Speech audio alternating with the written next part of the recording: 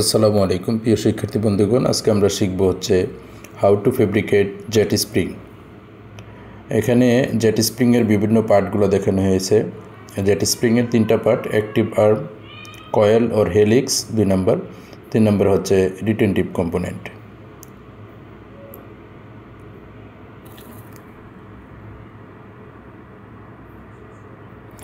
এখন আমরা একটা মডেলের উপর কীভাবে জেট স্প্রিংয়ের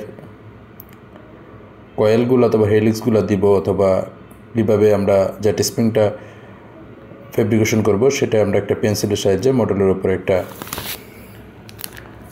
ডিজাইন করে নিলাম।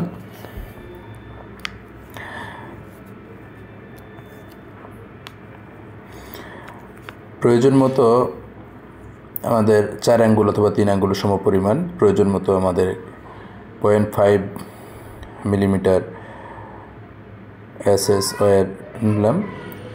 তারপর আমরা অ্যাক্টিভ আর্মটুকু তৈরি করব। এখন অ্যাক্টিভ আর্ম তৈরি করার জন্য প্রথমে আমরা মিজুও ডিস্টাল ডায়ামিটার পর্যন্ত আমরা মার্কারের সাহায্যে একটু মার্ক করলাম। সেখান থেকে আমরা একটা কয়েল অথবা হেলিক্স, যেটা বলি কয়েল অথবা হেলিক্স, প্রথম কয়েলটা অথবা হেলিক্সটা দিতে থাকবো। অ্যাক্টিভ আর্মের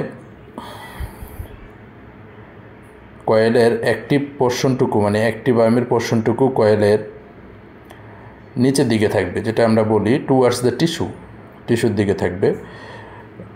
তারপর আমরা আবার একটা কয়েল দেওয়া হয়ে গেল। এখন আমরা আবার মডেলের উপর বসিয়ে দেখব। তারপর আবার মিজো ডিস্টাল ডায়ামিটার অনুযায়ী আবার অপোজিট কয়েলটা দেওয়ার জন্য আবার মার্ক করলাম। এখন আবার লোব ফর্মার মার্কিং পয়েন্টে বসিয়ে লোব ফর্মারের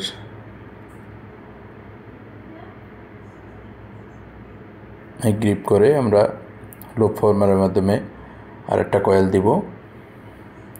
এখানে 2টা কয়েল হওয়াতে এটাকে জেট স্প্রিংটাকে আমরা ডাবল ক্যান্টিলিভার স্প্রিংও বলতে পারি। এবং এখানে আরেকটু বলে রাখি, জেট স্প্রিংয়ের এই কয়েলটুকুর length, average length 3 to 4 millimetre আমরা বলি। আর অ্যাক্টিভ আর্মের লেন্থটা তো বললাম, অ্যাক্টিভ আর্মের লেন্থ হবে হচ্ছে জেট স্প্রিংয়ের mesiodistal diameter of the selected teeth. এখন আমরা আরেকটা কয়েল লোব ফর্মারের সাহায্যে দেওয়ার চেষ্টা করছি।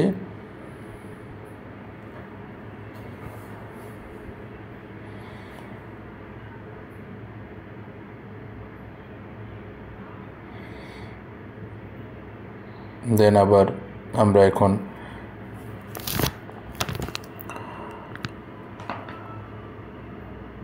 কয়েলগুলোকে আমরা মডেলের উপর বসাবো। বসিয়ে মিজো ডিস্টাল ডায়ামিটারের সেন্ট্রাল পয়েন্টে, অর্থাৎ 2টা কয়েলের মাঝ বরাবর একটা পয়েন্ট দেব। সেখান থেকে আমরা রিটেনটিভ কম্পোনেন্টের পার্টটুকু বেন্ড করে নিব। দ্যাট মিন্স 2টা কয়েলের মাঝখানে আমরা মার্ক করলাম মার্কারের সাহায্যে। সেখান থেকে আমরা অ্যাডামসের সাহায্যে আবার স্ট্রেট করে রিটেনটিভ কম্পোনেন্টটা তৈরি করলাম।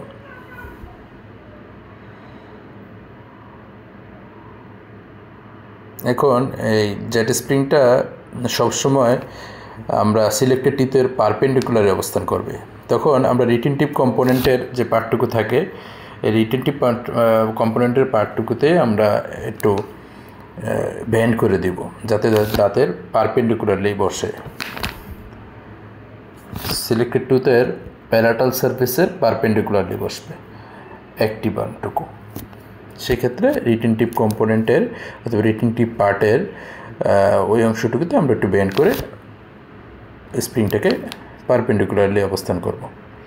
তারপর আমরা এখন হয়ে গেল। তারপরে আমরা একটু মডেলিং ওয়াক্সের সাহায্যে মডেলের উপর সেটা সেট করব। এই তো আমাদের হয়ে গেল আজকের ফেব্রিকেশন অফ জেট স্প্রিং।